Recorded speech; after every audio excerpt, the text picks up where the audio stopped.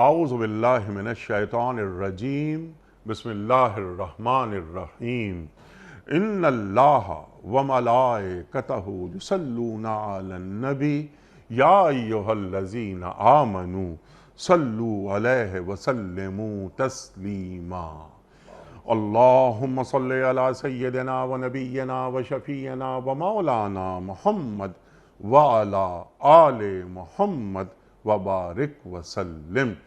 محترم خواتین و حضرات، السلام علیکم۔ پیام صبح کے ساتھ ایک بار پھر حاضر میں ہوں آپ کا میزبان انیق احمد۔ خواتین و حضرات، روزانہ آپ کی خدمت میں حاضر ہوتے ہیں، قرآن کریم کی مختلف آیات کے تعلق سے اپنے ملک کے جید علماء سے سیکھتے ہیں کہ قرآن کریم کی یہ آیات ہمیں کیا روشنی فراہم کر رہی ہیں اور ہمیں کہاں دیکھنا چاہتی ہیں، ہمیں کیسا دیکھنا چاہتی ہیں، اللہ ہمیں کیسا دیکھنا چاہتا ہے۔ اللہ کے رسول صلی اللہ علیہ وآلہ وسلم ایک امتی کو، خواہ وہ مرد ہو یا عورت، اسے کیسا دیکھنا چاہتے ہیں۔ ہمارے ملک کے ممتاز علماء تشریف لاتے ہیں، ان کا جتنا شکریہ ادا کیا جائے وہ کم ہے۔ خواتین و حضرات، آج کے ہمارے معزز مہمان ہیں محترم علامہ رضی جعفر صاحب قبلہ۔ خواتین و حضرات، علامہ رضی جعفر صاحب قبلہ سے کون واقف نہیں، ہمارے ملک کا ایک نمایاں نام۔ پیام صبح میں تشریف لاتے ہیں اور ہمیشہ ہم علامہ صاحب سے سیکھتے ہیں۔ آج ہم علامہ صاحب سے بات کروائیں گے سورہ شورى کی آیات 30 اور 31 کے حوالے سے۔ اللہ تعالیٰ فرما رہا ہے کہ جو مصیبت تم پر آتی ہے وہ اللہ کی طرف سے نہیں ہوتی، تمہارے ہاتھوں کی کمائی سے ہوتی ہے، اور بہت سے گناہ، بہت سے تمہارے قصور اللہ ویسے ہی معاف کر دیتا ہے۔ خواتین و حضرات، یہ اللہ تعالیٰ جب ہمیں کوئی دکھ دیتا ہے تو اس کی وجہ کیا ہوتی ہے، ہمیں پریشانی میں ڈالتا ہے اللہ بعض اوقات۔ ایک بات یہ تو کلیئر ہو گئی کہ بہت سے گناہ تو ہمارے اللہ معاف ہی کر دیتا ہے، لیکن کیا یہ اللہ تعالیٰ کی سنت ہے کہ وہ ہمیں تنبیہ کے لیے کچھ کبھی کبھی آزمائشیں پیدا کرتا ہے ہمارے لیے، یا ہمارے مقام کو، ہمارے مرتبے کو بلند کرنے کے لیے اللہ تعالیٰ ہمیں کسی مشکل میں ڈالتا ہے، کوئی دکھ ہمیں ملتا ہے؟ وَلَنَبْلُوَنَّكُمْ بِشَيْءٍ مِّنَ الْخَوْفِ وَالْجُوعِ وَنَقْصٍ مِّنَ الْأَمْوَالِ وَالْأَنفُسِ وَالثَّمَرَاتِ، ہم اس پر بھی بات کروائیں گے۔ خواتین و حضرات، ایک کانٹا بھی مومن کو چبھتا ہے تو اس کا اجر بھی اللہ دیتا ہے۔ بیماریاں جب کسی مومن کے پاس آتی ہیں تو ان بیماریوں کے آنے کی وجہ سے گناہ جھڑ جاتے ہیں۔ اس تعلق سے ہمارا دین کیا فرماتا ہے یہ بھی ہم جانیں گے اپنے معزز مہمان سے۔ اور خواتین و حضرات، اللہ تعالیٰ فرما رہا ہے کہ تم زمین پر اللہ کو عاجز نہیں کر سکتے، اور اللہ کے مقابلے میں تمہارا کوئی حامی اور ناصر ہو ہی نہیں سکتا۔ اللہ ہمارا حامی ہو، اللہ ہمارا ناصر ہو۔ خواتین و حضرات، پروگرام کا آغاز کرتے ہیں اللہ تعالیٰ کے بابرکت نام سے۔ سورہ شورى آیات 30 اور 31۔ اعوذ باللہ من الشیطان الرجیم، بسم اللہ الرحمن الرحیم۔ وما أصابكم من مصيبة فبما كسبت أيديكم ويعفو عن كثير، وما أنتم بمعجزين في الأرض وما لكم من دون الله من ولي ولا نصير۔ صدق اللہ العظیم۔ تم لوگوں پر جو مصیبت بھی آتی ہے تمہارے اپنے ہاتھوں کی کمائی سے آتی ہے، اور بہت سے قصوروں سے اللہ ویسے ہی درگزر کر جاتا ہے۔ تم زمین میں اللہ کو عاجز کر دینے والے نہیں ہو، اور اللہ کے مقابلے میں تم کوئی حامی و ناصر نہیں رکھتے۔ صدق اللہ العظیم۔ محترم قبلہ علامہ رضی جعفر صاحب کی خدمت میں اس سے پہلے کہ ہم رکھیں آج کے پروگرام کے حوالے سے پہلا سوال، کل کے پوچھے گئے سوال کا درست جواب اور آج کا سوال آپ کی خدمت میں۔ کل کا سوال یہ تھا کہ وہ کون سی مسجد ہے جس کی ایک محراب کا رخ بیت المقدس اور دوسری کا کعبۃ اللہ کی طرف ہے؟ درست جواب مسجد قبلتین۔ آج کا سوال نوٹ فرما لیجئے۔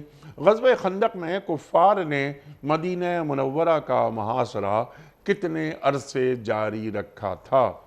1 ماہ، 2 ماہ یا 3 ماہ؟ جو درست جواب آپ سمجھتے ہوں روانہ فرمائیے۔ ہمارے فون نمبرز ہیں 00922134527 ہمارا دوسرا فون نمبر ہے 009221343000980 ہمارا ای میل ایڈریس ps@duniatv.tv ہمارا SMS کا نمبر 3031 اور ہمارا واٹس ایپ کا نمبر ہے 00923218250194۔ حضرت ارشاد فرمائیے، جو بھی مصیبت آتی ہے ہمارے ہاتھوں کی کمائی سے آتی ہے۔ اللہ تعالیٰ بالکل وضاحت سے یہ بات فرما رہا ہے۔ میں نے ان مصیبتوں کے حوالے سے ایک لائن درمیان میں ہے، بعض اوقات اللہ تعالیٰ ہمارے مراتب بلند کرنا چاہتا ہے، ہمارے منصب میں کبھی کبھی تنبیہ کے لیے بھی کوئی مصیبت آتی ہے، کوئی آزمائش آتی ہے۔ اللہ تعالیٰ کی سنت کیا ہے؟ ارشاد فرمائیے۔ اعوذ باللہ السمیع العلیم من الشیطان اللعین الرجیم، بسم اللہ الرحمن الرحیم۔ حقیقت یہ ہے کہ انسانی زندگی میں امتحان تو لازمی ہے، اس سے کوئی مفر نہیں ہے۔ امتحان سے محفوظ صرف دیوانے ہوتے ہیں، جن کو کوئی امتحان ان کا نہیں ہوتا۔ نماز بھی نہیں ان کے ذمہ ہے، روزہ بھی نہیں ہے، ارکان دین بھی نہیں ہے، حرام بھی نہیں، حلال بھی نہیں، کچھ نہیں، وہ اپنی دنیا میں ہوتے ہیں۔ باقی جتنے انسان ہیں ہر ایک کے امتحانات ہیں، کسی کے کم کسی کے زیادہ۔ سورہ عنکبوت میں ارشاد ہوتا ہے حسب الناس ان یترکوا ان یقولوا آمنا وہم لا یفتنون۔ کیا لوگوں نے یہ گمان کر رکھا ہے انہوں نے کہا دیا ہم ایمان لائے تو ہم ان کا کوئی امتحان نہیں ہوگا؟ نہیں، لقد فتنا الذین من قبلہم، اللہ ہم نے لازماً امتحان لیا تم سے قبل کے لوگوں کا، سبحان اللہ۔ اور تمہارے امتحان ہوگا۔ یہ امتحان کئی وجہ سے ہوتا ہے، تنبیہ بھی ہوتا ہے، رفعت شان کے لیے بھی ہوتا ہے۔ تنبیہ ہوتا ہے جناب یونس کے واقعات کو ہم دیکھتے ہیں، 30 برس انہوں نے اپنی قوم کی خدمت کی، تبلیغ کی، لوگ نہیں ایمان لائے، شاید 1 یا 2 آدمی ایمان لائے۔ انہوں نے کہا اس کو چھوڑو، اس بستی کو چھوڑو، کہیں اور جاتے ہیں۔ درمیان میں دریا تھا، بیٹھ گئے کشتی میں، کشتی لے کے چلی، ایک جگہ وسط دریا میں کشتی ڈولنے لگی۔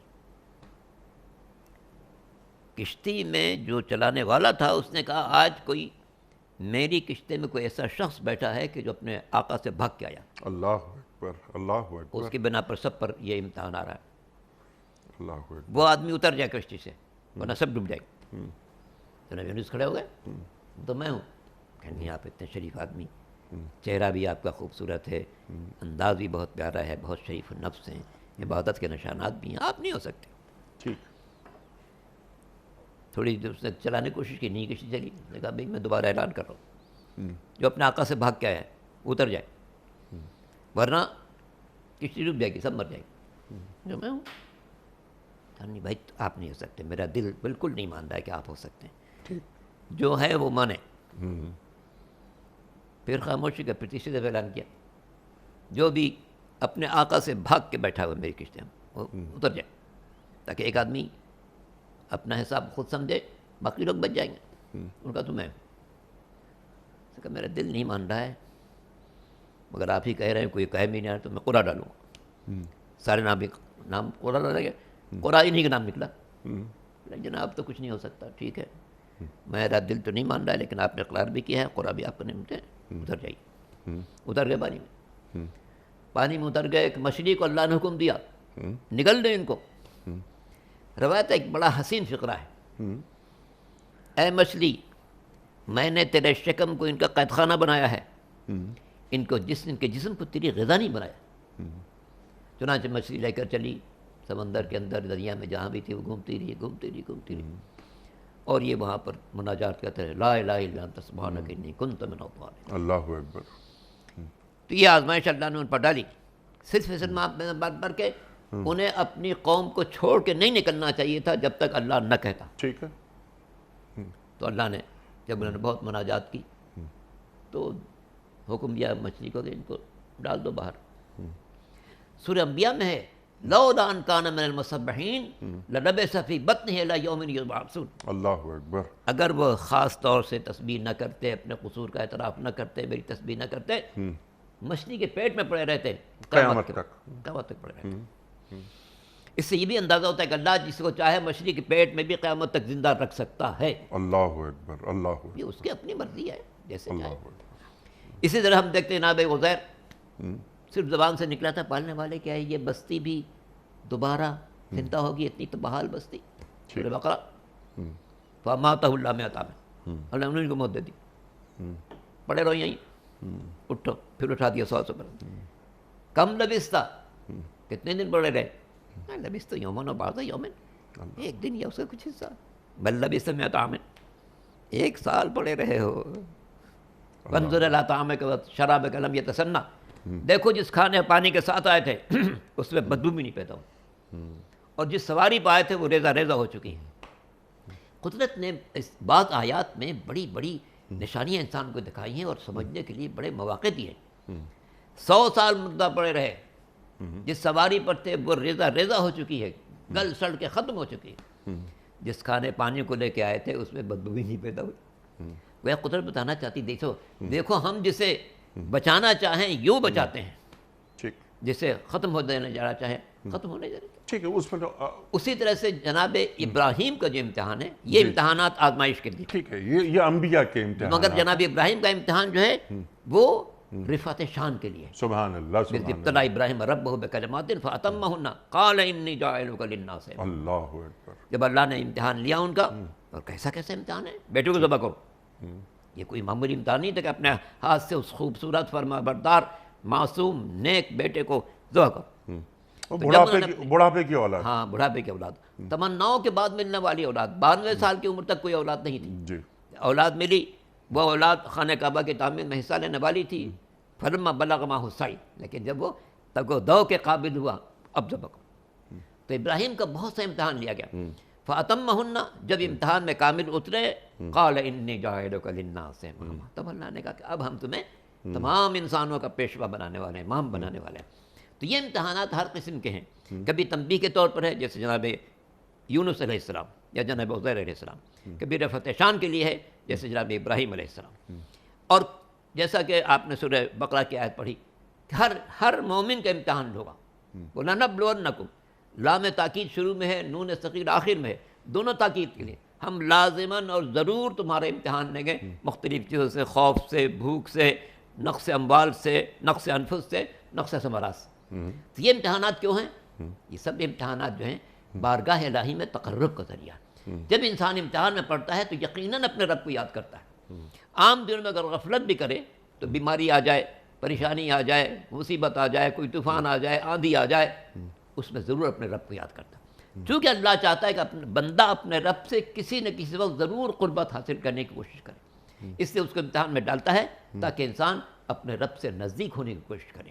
نزدیکی کا ذریعہ توبہ ہے، اپنے نفس کو کریدنا ہے، جائزہ لینا ہے کہ میں نے کہاں کہاں غلطیاں کی ہیں، کہاں کہاں میری آنکھوں نے خیانت کی ہے، کہاں کہاں میری زبان نے لغزش کی ہے، کہاں کہاں میرے کانوں نے غلط بات سنی ہے، کہاں کہاں میرے ہاتھوں نے ظلم ڈھایا ہے، کہاں کہاں میرے پیر غلط جگہ مجھے لے کر گئے ہیں، کہاں کہ میرے دل میں کسی کے لیے کین و کدورت آیا ہے، کہاں کہاں میرے دماغ میں غلط خیالات آئے ہیں. ان سب کو انسان کرے دے، رب سے التجا کرے، پالنے والے مجھے ویسا بنا دے جیسا تو چاہتا ہے. سبحان اللہ. تو دو کیٹیگریز، دو حصے گفتگو میں سامنے آ گئے. یہاں اللہ تعالیٰ فرما رہا ہے کہ تم لوگوں پر جو مصیبت آتی ہے وہ تمہارے اپنے ہاتھوں کی کمائی سے آتی ہے. بہت سے گناہ اللہ ویسے معاف کر دیتا ہے، لیکن جو انبیاء جن کا ذکر آپ نے فرمایا، ابراہیم علیہ السلام، عزیر علیہ السلام، یونس علیہ السلام، تو انبیاء کے معاملات الگ ہوتے ہیں. ابراہیم علیہ السلام کو انسانیت کا امام بنانا تھا. ہر آزمائش سے آپ سرخرو ہوئے نکلے، اور وہ کوئی بھی آسمانی مذہب کا ماننے والا ہو وہ ابراہیم علیہ السلام سے اپنا ایک تعلق جوڑتا ہے. اب یہاں پر ہم ذرا بات کرتے ہیں کہ عام افراد کی، عام انسانوں کی. وہاں تو اللہ تعالیٰ کو لا الہ الا انت سبحانک انی کنت من الظالمین سکھانا تھا، کہ اور نبی کو یہ بتانا تھا کہ اذن خداوندی کے بغیر قدم نہیں اٹھانا ہے. قدم کیسے اٹھایا آپ نے. تو اس پر لیکن پھر قرآن کریم میں رکھ دی گئی یہ آیت، یعنی قیامت تک کے لیے پورے انسانوں کو ایک سبق، ایک روشنی ملتی رہے گی. ہم ہم عام انسانوں کی بات کرتے ہیں، مومنوں کی بات کرتے ہیں، یعنی اہل ایمان کی، کہ اہل ایمان اس آیت کو کیسے لیں. جو مصیبت ہمیں آتی ہے وہ ہمارے ہاتھوں کی کمائی سے، جیسے آپ نے فرمایا کہ یہ مصیبت کو چیک کرنے کا کا انداز، طریقہ، کرائٹیریا، میری آنکھوں سے تو کوئی غفلت نہیں ہو گئی تھی، میری زبان سے کسی کو تکلیف تو نہیں پہنچی تھی، مجھ سے کوئی عمل ایسا تو نہیں ہو گیا تھا جو اللہ کی اطاعت سے دور کر رہا ہو. تو اس کے جواب میں یہ مصیبت جو آئی ہے میرے پاس، اس مصیبت سے مجھے نکلنا ہے باہر. تو جو بات آپ نے فرمائی، ہم عام طور پہ کیا کرتے ہیں، جب بھی کوئی مصیبت آتی ہے ہم اس انداز سے نہیں دیکھتے. کوئی بیماری آ گئی، کوئی پریشانی آ گئی، معاشی طور پر اگر ہاتھ تنگ ہو گیا وغیرہ وغیرہ، کہ کوئی مسئلہ ہوگا، یہ نہیں دیکھتے کہ کہیں ایسا تو نہیں کہ اللہ تعالیٰ کی فرما برداری میں ہم سے کوئی غفلت ہو گئی ہو، کوئی کمی ہو گئی ہو، جیسا آپ نے فرمایا. تو اس انداز سے دیکھنا چاہیے. وہ رفعت شان، اس پر ذرا بھی ہم بات کروائیں گے، آپ سے سیکھیں گے کہ رفعت شان. میں نے آغاز میں یہ عرض کیا تھا کہ جب اللہ تعالیٰ کسی مصیبت میں ہمیں ڈالتا ہے تو بعض اوقات اللہ تعالیٰ کو ہمیں وہاں پہنچانا ہوتا ہے جہاں پہنچنے کے ہمارے اعمال میں کچھ کمی ہوتی ہے، تو اس کٹھالی سے ہمیں گزارتا ہے اور پھر ہمیں وہ مقام دے دیتا ہے. بیمار پڑتے ہیں، اللہ کے رسول صلی اللہ علیہ وسلم کا ارشاد نا، بیمار جب ہوتا ہے بندہ تو ایسے گناہ جھڑتے ہیں جیسے درختوں سے پتے. بالکل. اللہ اکبر. ارشاد. اور اسی لیے میں نے خود یعنی اپنی زندگی کے تجربے بھی کہہ سکتا ہوں کہ جس دن میں بیمار تھا اللہ سے زیادہ تعلق تھا. اللہ اکبر. اللہ زیادہ تعلق، جب دنیا کی جھمیلے سے نکلا ہوا ہوں، ہاسپٹل میں پڑا ہوں. اب انسان سوچتا ہے کہ میرے مالک مجھ سے کوئی نہ کوئی کوتاہی ہوئی ہے. تو انسانی زندگی میں جو پریشانیاں ہیں جی، بیشتر تو وہی جو انسان کے اپنے کرتوت کی بنا پر ہوتی ہیں. جیسا کہ قرآن مجید نے کہا ظہر الفساد فی البر والبحر بما کسبت ایدی الناس. زمین خشکی اور تری میں جو خرابیاں ہیں وہ انسانوں کی اپنی بدعمالیوں کی بنا پر ہیں. ورنہ اللہ تو ارحم الراحمین ہے. اس رحمت کا اس نے کہا کہ بار بار اعلان کرو، بسم اللہ الرحمن الرحیم، 2 مرتبہ رحمت کا اعلان کرو، الحمدللہ رب العالمین الرحمن الرحیم، پھر رحمت کا اعلان کرو. اور دن میں جتنی نمازیں پڑھو گے بار بار یہ جملہ دہراتے رہنا، ارحم الراحمین ارحم الراحمین ارحم الراحمین، ٹھیک، تاکہ تمہارے دل میں احساس رہے کہ جو کچھ کائنات میں سب اس کی رحمت کا کرشمہ ہے. یہ کائنات کو پیدا کرنا اس کی رحمت کا کرشمہ ہے. آفتاب کو تمازن دینا رحمت کا کرشمہ ہے. مہتاب کو خنکی دینا رحمت کا کرشمہ ہے. ستاروں کو چمک دینا رحمت کا کرشمہ ہے. دریاؤں کو روانی دینا رحمت کا کرشمہ ہے. ہماری ہر سانس اس کی رحمت کا کرشمہ ہے. تو ہم جو دنیا میں پریشانیاں دیکھتے ہیں یہ اللہ کی طرف سے نہیں ہوتی. اللہ تو اپنے بندے پر ہر وقت مہربان ہے. کتب اللہ نفسی الرحمہ، اس نے اپنی ذات پر رحمت کو لکھ رکھا ہے. اللہ. جناب عبداللہ ابن عباس فرمایا کرتے تھے کہ یہ آیت قرآن کی وہ عظیم آیت ہے جو انسان کو مسلسل خوشیاں فراہم کرتی ہے، اس کے دل کو باغ باغ کرتی ہے کہ کتب علی نفسی الرحمہ، اللہ نے تو اپنی ذات پر رحمت کو لکھ رکھا ہے. سبحان اللہ. تو وہ رحمت کے خلاف کچھ کر نہیں سکتا. ہم ہیں جو اپنی غلطیوں کے بنا پر معاشرے میں نقصان اٹھاتے ہیں. جتنے نقصانات انسان اپنی زندگی میں اٹھاتا ہے اگر غور کرے گا، بدہضمی ہوئی تو یقیناً اس نے غذا میں کوئی غفلت کی تھی. نزلہ زکام ہوا اس نے اپنے صحت کو بچانے کے سلسلے میں کوئی غفلت کی تھی. ابھی جو وائرس آیا تھا اس وائرس میں ہم مبتلا ہوئے تو یقیناً ہم سے کہیں نہ کوئی کوتاہی ہوئی تھی کہ ہم نے جو احتیاطی تدابیر ہیں اس کو پیش نظر نہیں رکھا تھا، اس کی بنا پر ایسا ہو گیا. ٹھیک. دھوپ میں ہمیں سن اسٹروک ہو گیا، یقیناً اس بنا پر ہو کہ میں نے اس کی احتیاطی تدابیر نہیں کی تھی. سردیوں کا زمانہ ہے، برف باری ہو رہی ہے، اس میں ہم نکل پڑے، بیمار پڑ گئے. تو یہ تمام جتنے معاملات ہیں یا معاشی معاملات ہیں، اپنے معاشی معاملات کو غور کریں گے تب یہ نہیں نظر آئے گا کہ ہماری کوئی کوتاہی تھی جس کی بنا پر ہمیں یہ معاشی اقتصادی مشکلیں پیش آئی ہے.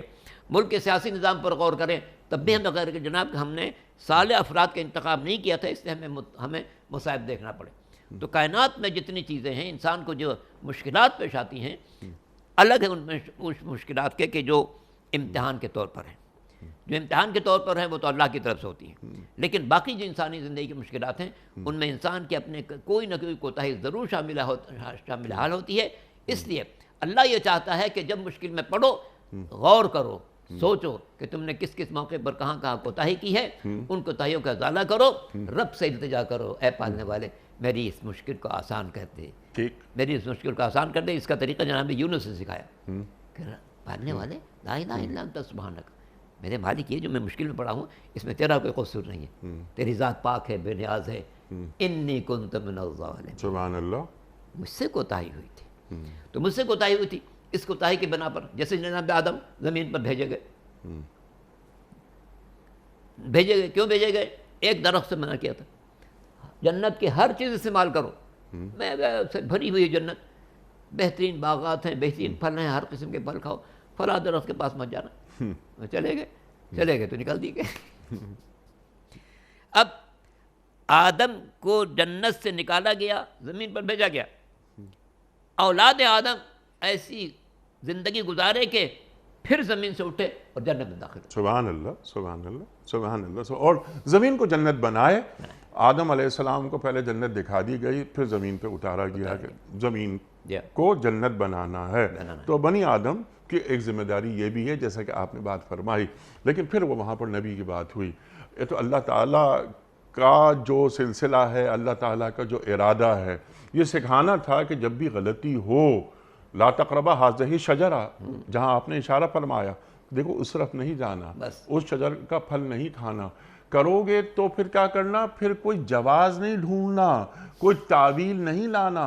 ربنا ظلمنا انفسنا وَإِن لَّمْ تَغْفِرْ لَنَا وَتَرْحَمْنَا لَنَكُونَنَّ مِنَ الْكَافِرِينَ. بس یہ توبہ کرنا، مغفرت کی، اللہ ہمارے گناہ کو معاف کر دے، ہم سے غلطی ہو گئی. شیطان جواز لے کر آیا، تعویل لے کر آیا کہ نہیں انا خیر منہ. اچھا، اب ہمارا جو موضوع، ہم اس پر آ جاتے ہیں. مجھے کیسے معلوم ہو کہ مجھ پہ جو مصیبت آئی ہے یہ مصیبت میرے گناہوں کا، میری غلطیوں، میرے جو قصور ہیں ان کی وجہ سے آئی ہے، یا اللہ تعالیٰ میرے مرتبے کو بلند کرنا چاہ رہا ہے؟ یہ اسی لیے انسان کو قوت فکر دی گئی ہے. انسان کی جو توانائیاں ہیں ان میں اہم ترین توانائی اس کی قوت عقل ہے. اچھا، جب کوئی مصیبت پڑے اپنی عقل کو استعمال کرے. یہ مصیبت کیوں آئی مجھ پر؟ یہ اقتصادی ناہمواری کیوں آئی؟ یہ پریشانی کیوں آئی؟ یہ میرا بیٹا منحرف کیوں ہوا؟ یہ میرے گھر والے میری بات نہیں سنتے؟ میرے شاگرد کیوں ایسے نالائق ثابت ہو رہے ہیں؟ ان توجہ بھی شعبہ حیات ہے. ٹھیک، ان میں غور کرے گا، اسے نظر آئے گا کہ ہاں اس میں میری فلاں جگہ کوتاہی ہوئی ہے، میرا بیٹا جو راستے سے ہٹ گیا ہے، یہ کچھ نہ کچھ میری تربیت میں کمزوری رہ گئی جس کی بنا پر یہ بری صحبت میں چلا گیا. بری صحبت میں جانے کا نتیجہ لازمی خرابی ہوگی، چاہے جناب نوح کا بیٹا ہو، بری صحبت پڑے گا تو برباد تو ہوگا. ٹھیک. تو یہ جب انسان ایسی کوئی پریشانی دیکھے تو ضرور غور کرے کہ مجھ سے کہاں پر کوتاہی ہوئی ہے. یہ قوت عقل صرف انسان کو دی گئی ہے. ٹھیک. اور اسی لیے جو انسان کے جتنی توانائیاں ہیں ان میں اہم ترین توانائی اس کی قوت عقل ہے. العقل ما عبد بہ الرحمن واکتسب الجناح. عقل ہی وہ جس کے ذریعے اللہ کی عبادت کی جا سکتی ہے، جنت کا راستہ حاصل کیا جا سکتا ہے. کیا بات ہے، سبحان اللہ. تو جب انسان عقل پر غور کرے گا، اپنی عقل کو استعمال کرے گا اور غور کرے گا تو اسے نظر آئے گا کہ میں نے کہاں پر کوتاہی کی تھی، اس کوتاہی کا مجھے یہ نتیجہ بھگتنا پڑ رہا ہے. مثلا یورپ میں جو لوگ گئے ہیں یا مغربی دنیا میں جو لوگ ہیں، جن لوگوں نے اپنی اولاد کو صحیح راستے پر رکھنے کی بھرپور سنجیدہ کوشش کی ہے، ان کی اولاد محفوظ ہے. ٹھیک. اور جن لوگوں نے اس میں کوتاہی کی ہے وہ آج پچھتا رہے ہیں. کسی کا بیٹا بھاگ جاتا ہے، کسی کی بیٹی بھاگ جاتی ہے، غلط صحبت میں پڑ جاتے ہیں، غلط حرکات میں مبتلا ہو جاتے ہیں، ایک چوپٹ زندگی گزارنا شروع کر دیتے ہیں. پھر ان کا احساس، اچھا یہ میں نے کیا کیا ہے. تو یہ اگر شروع سے اپنی اپنی ذمہ داری کو محسوس کرتے اور اسے صحیح طور سے سمجھاتے. مغرب میں جو لڑکے پروان چڑھ رہے ہیں ان کو ایک وائی کی ضرورت ہے. ہر معاملے میں ان کا سوال ہوگا جناب بھائی میں نماز کیوں پڑھوں, روزہ کیوں رکھوں, یہ نیک کام کیوں کروں, برے کی طرف کیوں نہ جاؤں, شراب کیوں نہیں پیوں. وائی کا اگر جواب مل جائے تو ان کو صحیح راستے پر ڈالا جا سکتا. ٹھیک ہے. ہوتا یہ ہے کہ یہاں چونکہ پاکستان میں یا ہندوستان میں بر صغیر کے جو ماحول ہے وہ مختلف ہے. یہاں برائی کی ترغیب کے اتنے مواقع نہیں ہیں جتنے اس دنیا میں. ٹھیک. برائیاں بھی ہے, کوئی شک نہیں کہ یہ برائی سے پاک معاشرہ نہیں ہے, لیکن برائی کی ترغیب کم ہے یہاں پہ. مغربی دنیا میں برائی کی ترغیب زیادہ ہے, مواقع زیادہ ہیں, اس لیے وہاں زیادہ چوکنا رہنے کی ضرورت ہے. یہاں پر بھی ماں باپ کو چوکنا رہنے کی ضرورت ہے اور وہاں بھی چوکنا رہنے کی ضرورت ہے. یہاں پر بھی جو لوگ غفلت کرتے ہیں ان کی اولاد بے راہ ہو جاتی ہے. ہم دیکھتے ہیں ٹیلی ویژن پر پروگرام آتے ہیں جناب فلاں لڑکی اپنے گھر سے بھاگ گئی, نابالغ لڑکی نے اپنا نکاح بھی کرا لیا. اس قسم کے جو پرابلم ہم دیکھتے ہیں اس میں لازمی طور پر حصہ ہے اس بات کا کہ ماں باپ نے کوئی نہ کوئی غفلت کی. ٹھیک ہے. اور یہ تمام واقعات ایک مصیبت کی شکل میں والدین کے سامنے آ رہے ہیں. آ جاتے ہیں. تو قرآن کہتا ہے کہ جناب یہ جو مصیبتیں تم دیکھ رہے ہو ہم نے تھوڑی بھیجی ہیں, تمہیں اپنے کردوت کے بنا پر. سبحان اللہ, سبحان اللہ, سبحان اللہ. تو اللہ تعالیٰ اچھا کیا ہمارے ہر قصور یا ہمارے ہر گناہ کی سزا اللہ تعالیٰ دنیا میں ہی دے دیتا ہے یا کچھ سزائیں آخرت کے لیے بھی ہوتی ہیں؟ اور بہت سی چیزیں درگزر کرتا ہے, معاف کر دیتا ہے. جی وہ تو چھوٹے گناہ روزانہ ہم پتہ نہیں کیا کرتے رہتے ہیں, معاف کرتے رہتا وہ. اس لیے کتب علی نفسہ الرحمہ, اس نے رحمت کو لکھ لیا ہے. حتیٰ کہ وہ ایک آیت جو اکثر خطبہ میں پڑھی جاتی ہے, لا تقنطوا من رحمت اللہ, جی جی, ان اللہ یغفر الذنوب جميعا. اللہ کے رحمت سے کوئی مایوس مت ہونا, وہ ہر گناہ کو تمہارے معاف کرنے والا ہے. تو انسان اصل بات کیا ہے کہ اپنے نفس کو کورے دے, اپنے نفس کا جائزہ لے. من عرف نفسہ فقد عرف ربہ, اپنے نفس کو پہچان لے گا تو رب کو پہچان لے گا. نفس کا جائزہ لے کہ مجھ سے کہاں کہاں کون سی کوتاہیاں سرزد ہوتی ہیں. خلوت میں خاص طور سے جب موقع ملے انسان اپنے نفس کو کورے دے. رات کو بستر پر جائے, ایک حدیث میں نے پڑھی معصوم کی, رات کو بستر پر جاؤ تو سوچو آج دن میں تم نے کہاں کہاں کون سی کوتاہیاں کی ہیں.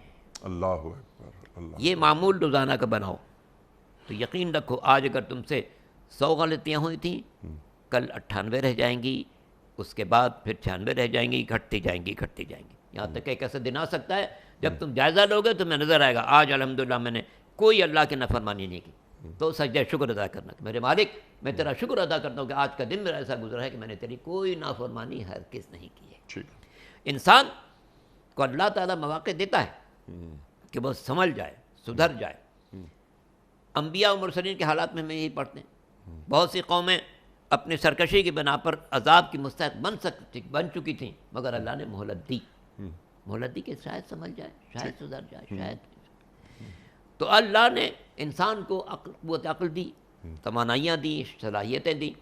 اچھا جنت کے معاملے ایک بات نظر آتی ہے, پوری جنت میں حضرت آدم کو استعمال کی اجازت تھی. کُلُوا مِنْہَا رَغَدًا حَیْثُ شِئْتُمْ, جہاں سے جاؤ, بس ایک شجر. اس سے اندازہ ہوتا ہے کہ اللہ کی رحمتیں سب سے زیادہ ہیں, امتحان مختصر ہے. سبحان اللہ. بندے مومن کا شان یہ ہے کہ وہ اتنی ساری نعمتوں کے بعد ایک امتحان سے بچتا ہے یا نہیں بچتا ہے. جی سبحان اللہ, سبحان اللہ, سبحان. جیسے آپ نے بات فرمائی وہ تو آزمائش تھوڑی سی ہے نا, اور ویسے وَلَنَبْلُوَنَّكُمْ بِشَيْءٍ, تھوڑی سی آزمائش اللہ رکھتا ہے, اور اس میں ثابت قدمی کا مظاہرہ کرنا ہے, اجر عظیم عطا, واویلا نہیں مچا دینا ہے اگر چھوٹی سی مصیبت کوئی آ گئی. آپ نے کیونکہ رحمان اور رحیم بڑا ذکر آپ نے فرمایا ابھی, تو حضرت ایوب علیہ السلام کی دعا یاد آ رہی تھی کہ رب انی مسنی الضر وانت ارحم الراحمین, مجھے بیماری نے آ گھیرا ہے اور تو ارحم الراحمین ہے. بات ہے بیماری کی, تو ارحم الراحمین ہے, نظر کرم کر. بالکل ایسے ہی بات جیسے کوئی بھوکا 3 دن کا وہ جائے کسی کے پاس کہ میں نے 3 دن سے میں بھوکا ہوں اور آپ فیاض ہیں. اللہ اکبر, اللہ اکبر, سبحان اللہ. اچھا میں نے ایک سوال یہ رکھا تھا آپ کی خدمت میں. ایک تو یہ بات بالکل واضح کر دیا آپ نے کہ مجھے معلوم ہو کہ یہ جو وقتی عارضی جو آزمائش آئی ہے میرے پاس, یہ میرے گناہوں کا شاخسانہ ہے یا اللہ تعالیٰ میرے مراتب کو بلند کرنا چاہ رہا ہے. ایک بات تو آپ نے بالکل واضح کر دی. بعض اوقات ہم یہ دیکھتے ہیں کہ بہت سے افراد موجود ہیں اس کائنات میں اللہ تعالیٰ کی، اللہ انہیں ڈھیل دیتا ہے، تو کیا ان کی سزائیں، کیونکہ اللہ تعالیٰ تو فَمَن يَعْمَلْ مِثْقَالَ ذَرَّةٍ خَيْرًا يَرَهُ وَمَن يَعْمَلْ مِثْقَالَ ذَرَّةٍ شَرًّا يَرَهُ، حساب کتاب ہوگا. تو اللہ تعالیٰ کیا ان سزاؤں کو آخرت کے لیے چھوڑ دیتا ہے؟ لا تحسبن الذین نملی لهم هو خیر لهم انما نملی لهم لیزدادوا اثما. ہم جو کچھ لوگوں کو ڈھیل پر ڈھیل دیے جاتے ہیں، ان کے گناہ بڑھتے جاتے ہیں، ڈھیل پر دیے جاتے ہیں، وہ اس لیے نہیں کہ ان کے خم میں بہتر ہو رہا ہے، نہیں، وہ اپنی مصیبتیں خود بڑھا رہے ہیں. سرکار دو عالم صلی اللہ صلی اللہ علیہ وسلم مبعوث برسالت ہوئے، ہر شخص اذیت پہنچا رہا ہے، ہر شخص پتھر مار رہا ہے، ناصحہ کلمات کہہ رہا ہے، چچا بھی شامل ہے ابو لہب جیسا. جی. مگر سرکار رحمت کا مجسمہ بنے ہوئے ہیں، مہلت دی جا رہی، مہلت دی جا رہی، مہلت دی جا رہی، یہاں تک کہ جنگ بدر میں وہ آ گیا پیغمبر کے مقابلے پر، تو وہیں پر اللہ نے گلا پکڑ لیا، جاؤ اب تم نے جو کچھ کرتے رہو، اب اس کی سزا برداشت کرو. تو سزائیں دنیا میں بھی ہیں، آخرت میں بھی ہیں. فرق ہے، مومن جو گناہ کرے گا ضروری نہیں ہے کہ اس کو سزا یہاں ملے، بلکہ بہت سی سزائیں اللہ نے آخرت کے لیے رکھی ہیں، بہت سی سزا معاف کرنے کے لیے رکھی. معافی میں سچی توبہ معاف ہو جائے گا، اپنے گناہوں پر گہری ندامت معافی کا ذریعہ ہے، اللہ کی رحمت کاملہ رحمت کا ذریعہ. سرکار دو عالم خاتم الانبیاء حضرت محمد مصطفیٰ صلی اللہ علیہ وسلم کی شفاعت، جس کے لیے حضور فرماتے ہیں انما اتخذت شفاعتی لأہل الکبائر من امتی. اللہ اکبر، اللہ اکبر. میری امت میں جن کے کبائر ہوں گے، میری اپنی شفاعت ان کو حاصل ہوگی. اللہ اکبر. تو یہ صلی اللہ علیہ وسلم. اللہ تعالی ہم سب کو سرکار دو عالم کی شفاعت نصیب فرمائے. آمین. تو یہ راستے اللہ نے رکھے ہیں، سچی توبہ کرو، اپنے گناہ پر پشیمان ہو جاؤ، میری رحمت کا دل سے اقرار کرو، شفاعت پیغمبر پر ایمان رکھو، اور کوشش کرو کہ اسی راستے پر چلو جو اللہ نے تمہارے لیے پسند کیا ہے. ظاہر ہے کہ تم ویسے نہیں بن سکتے جیسے ہم نے انبیاء و مرسلین بنا کے بھیجے ہیں، لیکن کچھ تو کوشش کرو. ایک جملہ یاد آ رہا ہے، امیر المومنین نے اپنے گورنر کو خط لکھا کہ دیکھو تم میرے نمائندے ہو، تم میری جیسی سادہ زندگی نہیں گزار سکتے ہو کہ جیسی غذا میں کھاتا ہوں تم ویسی غذا کھا سکو، جیسا لباس پہنتا ہوں ویسا بصیرت تم پہن سکو، جیسی میں زاہدانہ زندگی گزارتے ہیں تم گزار سکو، لیکن اتنا تو کرو کہ تم مجھ سے منسوب قرار دیے جاؤ. اللہ اکبر. اللہ. جو فقرہ امام نے فرمایا بالکل پیغمبر کے لیے ہم کہہ سکتے ہیں کہ ہم سرکار دو عالم کے ساری تعلیمات پر عمل تو نہیں کر سکتے، لیکن اتنا تو ہو کہ روز محشر ہمیں حضور کے سامنے جاتے ہوئے شرمندگی محسوس ہو. اللہ اکبر. ہمیں شرمندگی نہ محسوس ہو، اور اللہ کے رسول صلی اللہ علیہ وسلم کو ہمارے گناہوں کی وجہ سے شرمندگی محسوس نہ ہو. گر تمی بینی حسابم ناگزیر از نگاہ مصطفیٰ پنہا بگیر. ان اعمال کے ساتھ کہیں ایسا نہ ہو کہ میرے رسول شرمندہ ہوں کہ میرا امتی ایسا ہو گیا اور اس کے یہ اعمال. اللہ اکبر، اللہ اکبر، اللہ اکبر، اللہ اکبر. علامہ صاحب، اب ذرا ہمارے پاس عام زندگی میں ٹو ڈوز کے حوالے سے کرنے کے کام کیا ہیں؟ بعض اوقات معمولی سی ایک مصیبت پریشانی آتی ہے، ایک شور و غوغا ہو جاتا ہے، ہم اپنے اوپر چیزوں کو لے لیتے ہیں، خاص طور پہ ہماری خواتین. بڑا مسئلہ، یہ مصیبت، اس مصیبت نے ہمارا ہی گھر دیکھ لیا ہے، وغیرہ وغیرہ بہت ساری باتیں ہوتی ہیں. میں نے انٹرو میں ایک بات کہنے کی کوشش کی تھی، آپ نے فرمایا اللہ رحمان ہے، اللہ رحیم ہے. ایک کانٹا بھی چبھتا ہے ہمیں تو ہمارے گناہ جھڑتے ہیں. یقیناً. ٹھیک، ہماری جو خطاؤں کا کفارہ ہوتا ہے، ہماری بیماریاں، گناہ جھڑتے ہیں. اللہ کے رسول فرما رہے ہیں صلی اللہ علیہ وآلہ وسلم جیسے درختوں سے پتے جھڑتے ہیں. تو ہمیں جو کرنے کے کام ہیں وہ ذرا تعلیم فرما دیجئے. اپنا ہر کام ہم اللہ سے منسوب کیوں نہ کر دیں؟ اقبال نے سچ کہا، اگر تمہیں خواہی مسلمہ زیستن نیست ممکن جز بقرآن زیستن. ٹھیک. ایک تو قرآن کو اپنی زندگی کا جز بنائیں. ٹھیک. قرآن نظام زندگی اور نظام بندگی ہے، تو اپنی پوری زندگی کو اس کے سانچے میں ڈھالنے کی کوشش کریں. دوسرے، لقد کان لکم فی رسول اللہ اسوۃ حسنہ، سرکار دو عالم کی زندگی کو پیش نظر کیسی زندگی گزاری انہوں نے، ان کی اجتماعی زندگی کیسی تھی، گھر والوں کے ساتھ کیسا سلوک تھا، ساتھیوں کے ساتھ کیسا سلوک تھا، جنگوں میں کیا سلوک تھا، دشمن کے ساتھ کیا سلوک تھا. بدترین دشمن آ جائے، کچھ بچھانے کو نہ ہو، اپنی ابا زمین پر رکھ دی، اس کو بٹھا دیا. یہ کون کر سکتا ہے؟ راستے سے گزر رہے ہیں، کوئی پتھر مار دیتا ہے، رب اہد قومی فانہم لا یعلمون، ماننے والے معاف کر دے، ارحم قوم، میری ان پر رحم فرما، یہ کچھ نہیں جانتے. وہ خاتون کوڑا پھینکتی ہے، جس نہیں پھینکتی عیادت کے لیے چلے جاتے، جی ہاں. اور وہی عیادت سبب بن جاتی ہے اس کے اسلام لانے کا. تو وہ سمجھتی تھی کہ یہ انتقام لینے آئے تھے، نہیں یہ تو عیادت کرنے ہیں، تو کلمہ پڑھ لیتی.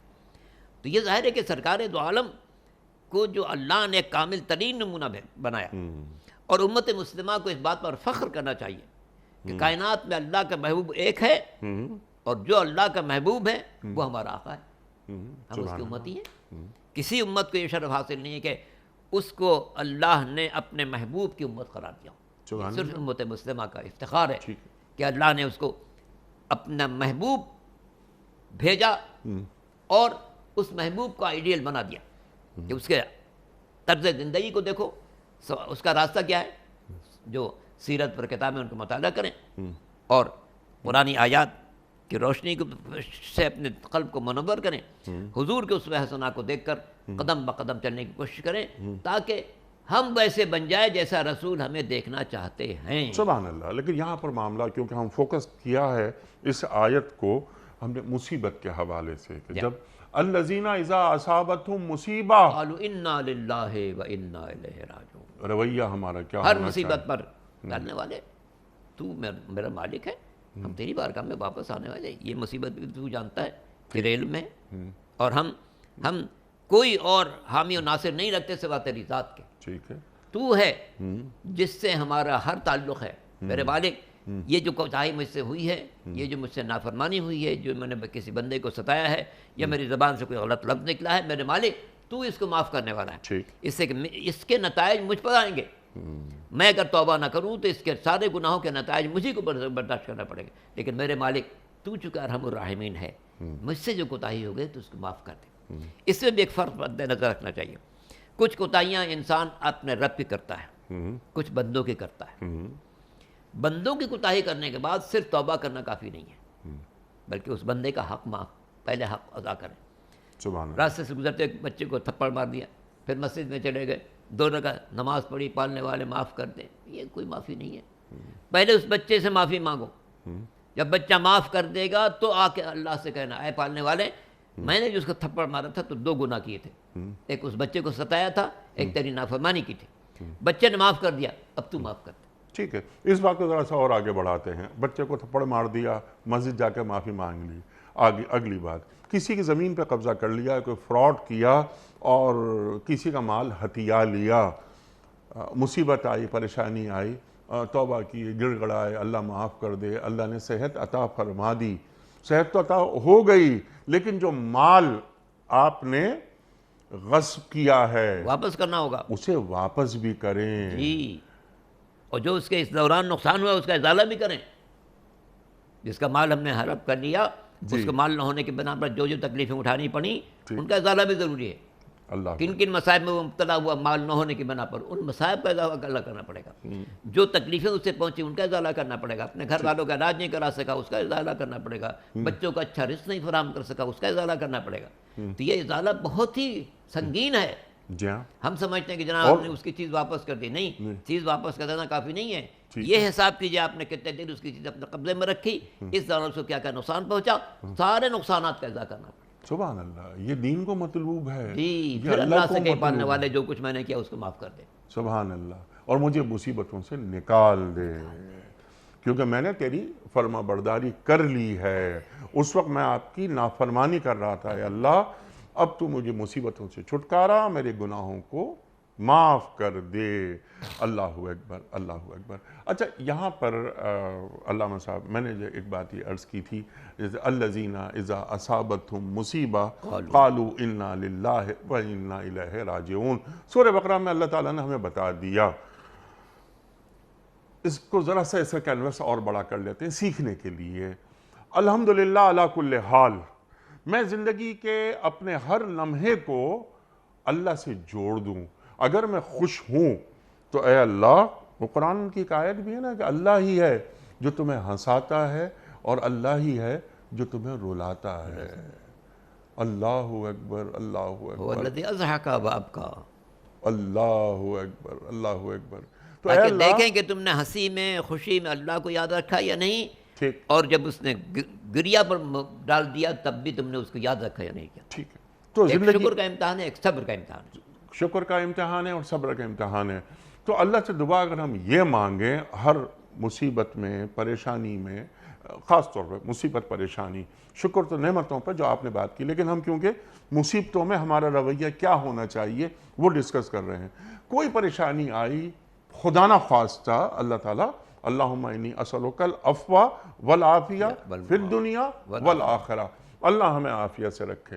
لیکن اگر اللہ تعالیٰ کسی آزمائش میں ہمیں مبتلا کر رہا ہے تو اس آزمائش کو ہمیں صحیح طرح سے انجام دینے کی توفیق عطا فرما۔ عطا فرما، اور اللہ کے سامنے ہم سرخرو رہیں کہ اے اللہ تو نے صبر کا موقع فراہم کیا، ہم نے صبر کیا۔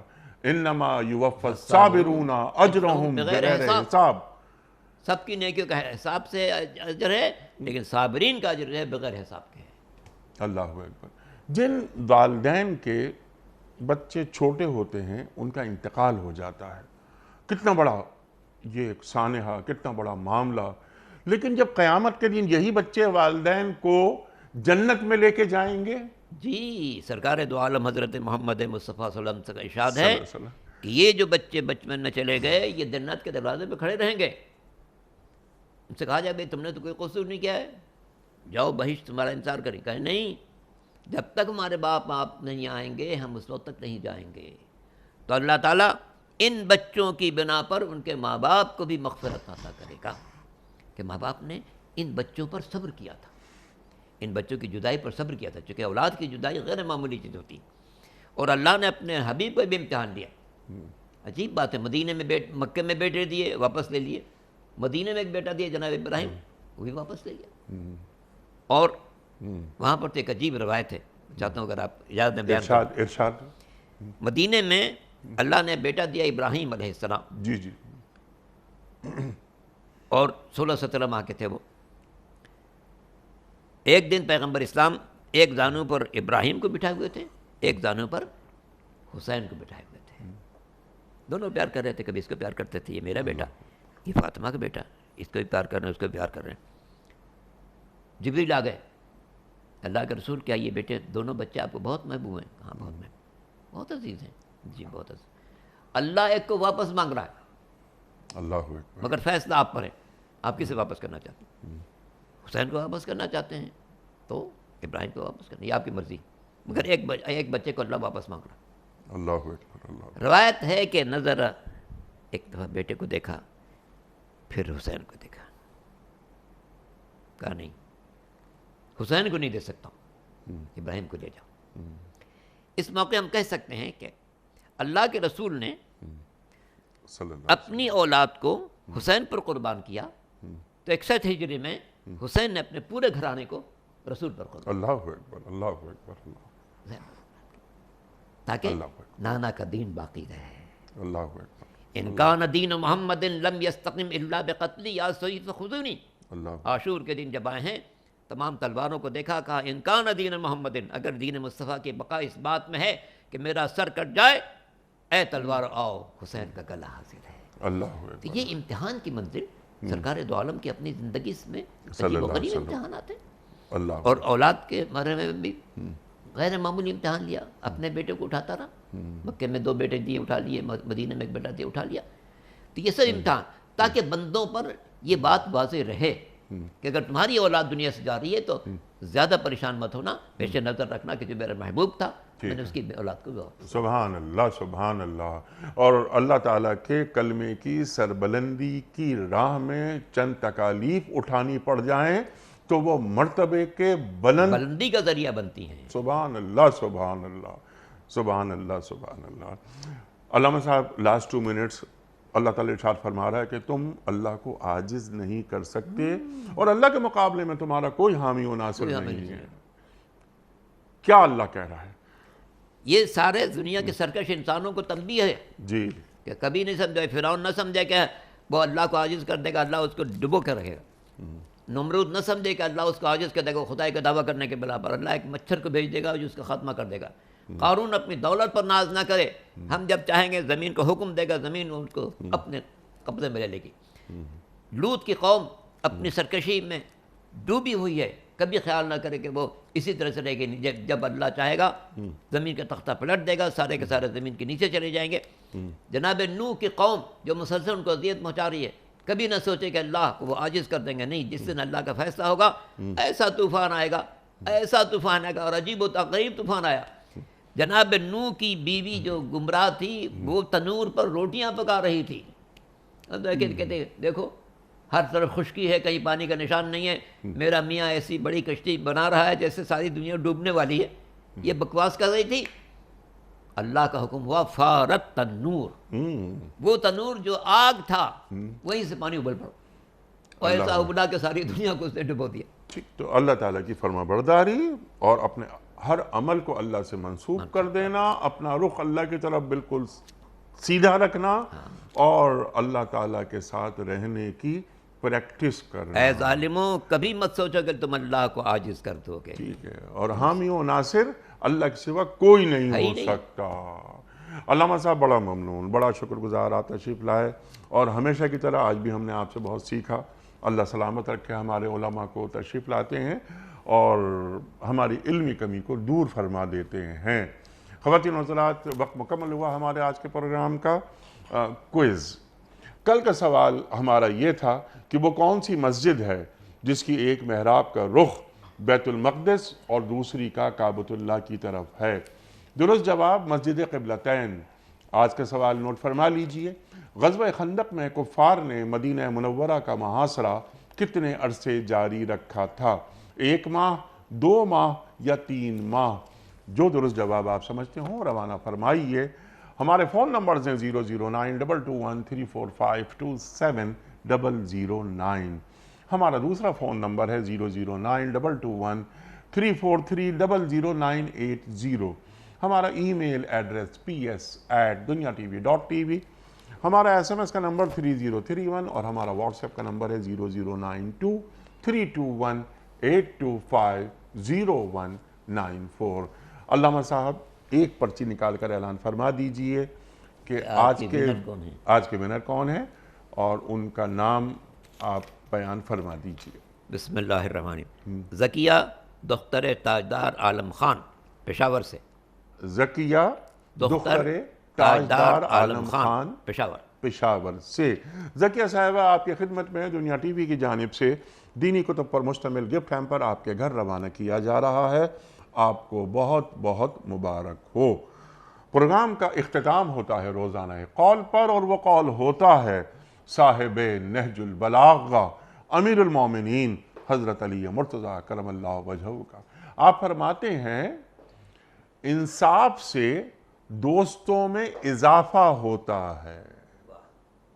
انصاف سے دوستوں میں اضافہ ہوتا ہے.